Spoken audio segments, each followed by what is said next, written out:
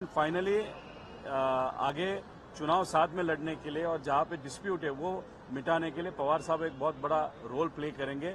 शायद आज या कल वो मीटिंग होगी और फाइनल कल तक यादी फाइनल होगी, ऐसा हम सबको लगता है। क्योंकि अपने संविधान का भी चल रही है, राजनीतिक हलकों में चर्चा है कि जिस तरह से शिवसेना और कांग्रेस की बन नहीं रही, तो ऐसा भी क्या कभी मौका आ सकता है कि अलग अलग सब लड़े, शिवसेना अलग लड़ने की बात करें, ये भी क्या? मुझे नहीं लगता ऐसा होगा, क्योंकि सब जो पक्ष है वो साथ में आए हुए हैं और सबका एक ही उद्देश्य है, महाराष्ट्र को एक नंबर का राज्य विकास के बारे में करना है।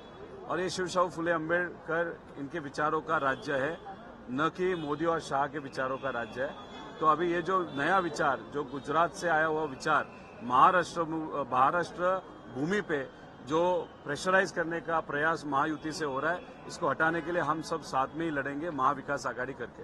अमित शाह और संजय राउत की कहीं मुलाकात हुई थी कुछ महीनों पहले, इसलिए खबरें बाहर लगी है, ये कहीं ना कहीं से प्लांटेड है या सचमुच ऐसा पर्दे के? हवे की चर्चा है, उसमें कुछ भी तथ्य नहीं है।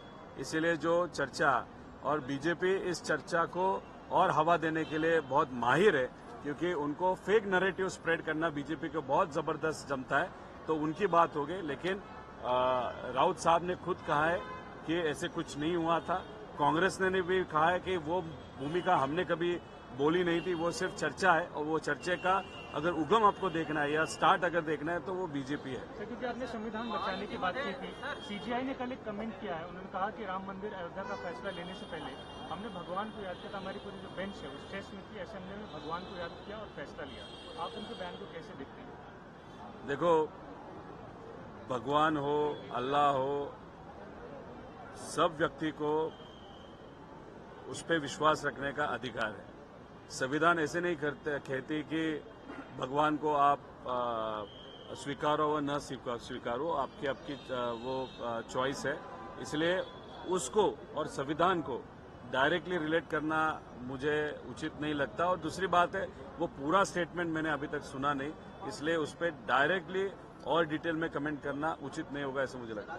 महायुतीमध्ये भाजप आणि शिंदे सेनातर्फे मनसेला पाठिंबा असणार आहे का? मनसेला राज ठाकरे मागच्या बिनशर्त पाठिंबा दिला, आता परत म्हणाले की 16 वाजता आता परत बिनशर्त पाठिंबा दिला. माझं एकच मत आहे की लोकांमध्ये जी चर्चा सुरू आहे की काही पक्ष सुपारी घेऊन, ते सुद्धा बीजेपीची सुपारी घेऊन सर्वच ठिकाणी उमेदवार उभे करतील. राज ठाकरे साहेब जर असं म्हणत असतील की आम्ही फक्त 3 ते 4 ठिकाणी लढणार आहोत आणि त्याच्यासाठी सुद्धा महायुतीचे इतर पक्ष सपोर्ट करणार असेल, तर माझं तर उलट म्हणणं ही चांगली गोष्ट आहे. मग ते सुपारीबाज पक्ष म्हणून ते म्हणलं जाणार नाही, पण त्यांनी सगळ्याच ठिकाणी जर उमेदवार उभे केले तर मग त्यांचं उद्दिष्ट असं असणार आहे की उद्धव ठाकरे साहेबांचा जो पक्ष आहे शिवसेना, त्याची मतं खाण्यासाठी ते उभे करतील. पण जर महायुतीमध्ये ते समाविष्ट होऊन 4 ठिकाणीच लढणार असतील तर मग राज ठाकरे साहेबांना सुद्धा मानलं पाहिजे. आणि एवढं मोठं मन भाजपली दाखवलं, त्यासाठी सुद्धा त्यांना मानलं पाहिजे असं मला वाटतं. कारण का आता सुपारी घेऊन लढणारे अनेक उमेदवार आणि पक्ष हे आता आपल्याला दिसायला लागलेले आहेत.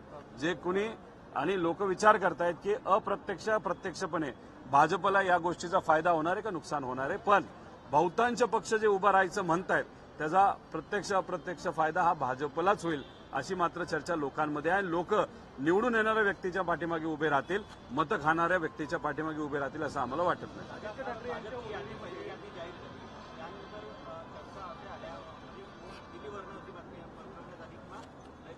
माध्यमांमध्ये आली की अमित शाह आणि उद्धव ठाकरेंची दिल्लीमध्ये भेट झाली, चर्चा आल्या. या भेटीच्या पार्श्वभूमीवर एकंदरीत तुमच्यामध्ये जो महाविकास आघाडीमध्ये जागा वाटपाचा जो बेबना होता त्याच्या पण बातम्या आल्या. नेमकं यामागे अदृश्य शक्ती काम करताय असं तुम्हाला वाटतंय का? खोटी बातमी एखादी पसरवायची असेल तर त्याच्यामागे अदृश्य शक्ती फक्त एकच आहे, ते म्हणजे भाजप. आणि राज्यामध्ये भाजपचा नेता कोण असेल तर देवेंद्र फडणवीस साहेब आहे. ते त्या बाबतीत खूप हुशार आहेत, पक्षही खूप हुशार आहे. ही जी राजकीय पुडी पाठवणं, नाहीतर फोडणं, नाहीतर चर्चा घडून आणणं, नाहीतर राजकीय पतंग उडवणं, हे भाजपला खूप चांगलं जमतं.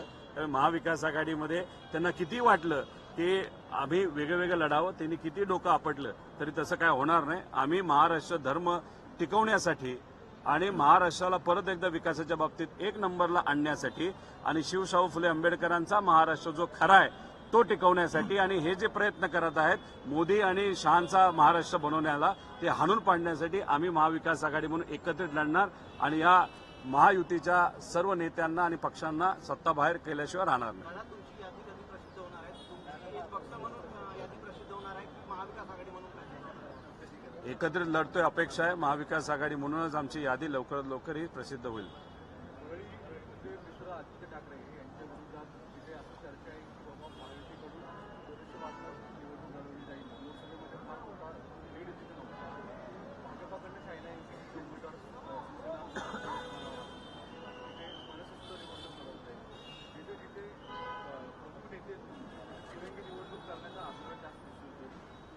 म्हणजे त्याचा अर्थ मतं खाण्याचाच विषय झाला ना.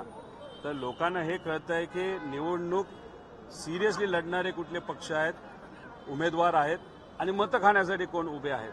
जे मतं खाण्यासाठी उमेदवार उभे राहणार आहेत त्याला सुपारीबाज उमेदवार म्हणलं जाणार आहे आणि जे पक्ष भाजपला अप्रत्यक्षपणे मदत व्हावी यासाठी उमेदवार उभे करणार आहेत त्यांना सुपारीबाज पक्षच म्हणले जाणार. आता सुपारी कशाची घेतली जाते आणि कशामुळे घेतली जाते त्याच्या मागे फक्त अर्थकारण असतं, पैसा असतो आणि आज जे सत्तेत आहेत त्यांच्याकडे भरभरून पैसा आहे. भ्रष्टाचार तर आम्हीच बाहेर काढलेला आहे 50,000 कोटीचा. तो पैशाचा वापर करून सुपारी घेऊन काही उमेदवार आणि पक्ष जे उभे राहतील त्यांच्या पाठीमागे सामान्य लोक आणि महाराष्ट्राचे स्वाभिमानी लोक नक्कीच उभे राहणार नाहीत असा आम्हाला विश्वास आहे.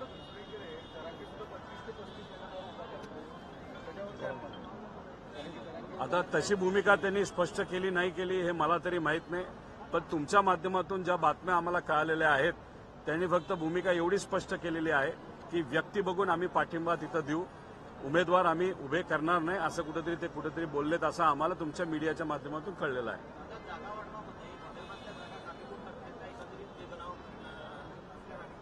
288 जागा आहेत. काँग्रेस असू द्या, शिवसेना उद्धव ठाकरे साहेब असू द्या, नाहीतर शरदचंद्र पवार राष्ट्रवादी असू द्या, त्याच्यातून लढण्यासाठी इतके लोक इच्छुक आहेत आणि हे जे सर्व लोक आहेत माजी आमदार आहेत, आजी आमदार आहेत, नाहीतर जिल्हा परिषद अध्यक्ष आहेत, सदस्य आहेत. आता ही लोक लोकातली लोक आहेत. हे लोकात राहणारी लोक असल्यामुळे त्यांना आता कळलंय की लोकांचं मत हे महाविकास आघाडीचं निवडून येणार आहे. त्यामुळे हे लोक तिकडे न जाता हे महाविकास आघाडीकडे येत आहेत म्हणून थोडंसं चर्चा जास्त होते. सगळीकडेच इच्छुकांची संख्या वाढलेली आहे. तसं महायुतीकडे नाही. महायुती काय करते, जे सेम चेहरे ते रिपीट करते. आता काल बीजेपीची यादी आली 88 ठिकाणी तेच उमेदवार आणि 6 ठिकाणी उमेदवारांचे बंधू, उमेदवारांचे पती पत्नी असंच काहीतरी त्यांनी केले. म्हणजे त्यांनी सेम चेहरे रिपीट का केलेत, कारण का त्यांच्याकडनं इच्छुक उमेदवारच कुणी नाहीये. आमच्याकडे इच्छुक उमेदवार जरा जास्त झाले, थोडासा चर्चेमध्ये वेळ जाणार आहे. पण इच्छुक काय आहेत, कारण का लोकात भावना आहे की महाविकास आघाडी सरकार येते, त्यांच्यात इच्छुक का नाहीत तेच का रिपीट केलं जात आहे. कारण का त्यांच्याकडे लोकांना एक स्पष्टपणे माहिती की महायुती काय परत सत्तेत महाराष्ट्रात येत नाही.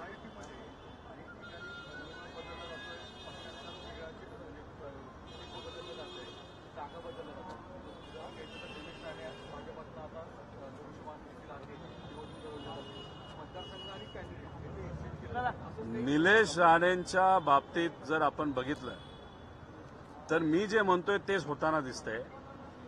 निलेश राणेंचे वडील एक मोठे नेते आहेत.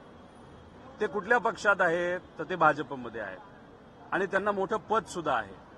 मग भाजपमध्ये असताना एखादा नेता त्यांचा मुलगा जर शिंदे गटातून लढत असेल त्याचा अर्थ मी जे म्हणतो तेच आहे की महायुतीमध्ये भाजपची ताकद कमी होत चालली आणि शिंदे साहेबांची ताकद वाढत चाललेली आहे.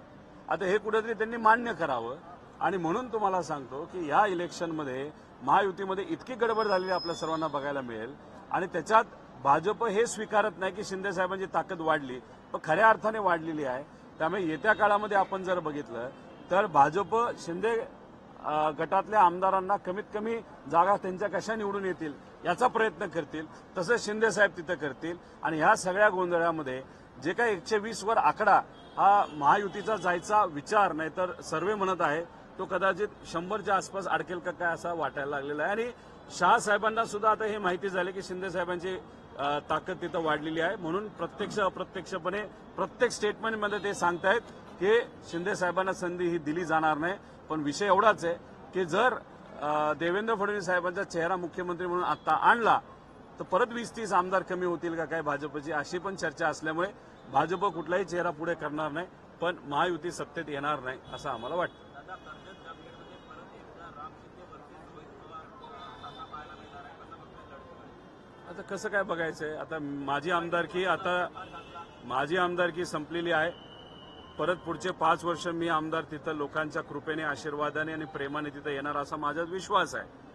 आता ते माझ्या विरोधात जे उमेदवार उभे आहेत नाही तर उभे राहणार आहेत तर त्यांचे 4.5 वर्ष आमदारकी अजून तिथं बाकी आहे. आता लोक माझ्या मतदारसंघातले हुशार आहेत. आता राहिला प्रश्न, गेल्या 5 वर्षामध्ये जेव्हा केव्हा त्यांना 2.5 वर्षात सत्ता मिळाली, मतदारसंघासाठी त्यांनी काय केलं? फक्त तमाशा केला. कुठेतरी विकासाचं काम अडवलं, मंदिराचं काम सुद्धा त्यांनी अडवलं. अशा विचाराचे आमचे विरोधक आहेत. त्यामुळे त्यांना प्रचार करू द्या. जे उमेदवार करोनाच्या काळात लोकांना दिसले नाही, लंपीच्या काळात तिथं दिसले नाही, विमा आणण्यासाठी लढले नाहीत, MIDC योग्य ठिकाणी व्हावी यासाठी लढले नाहीत, विकासासाठी लढले नाहीत, आता ते तिथं स्वतःच्या अस्तित्वासाठी लढतात.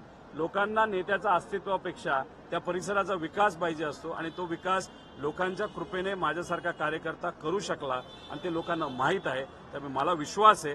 प्रश्न एवढाच आहे की लीड फक्त किती राहणार आहे. त्यामुळे त्यासाठी आमचे कार्यकर्ते, पदाधिकारी हे मनापासून तिथे लढत आहेत. दादा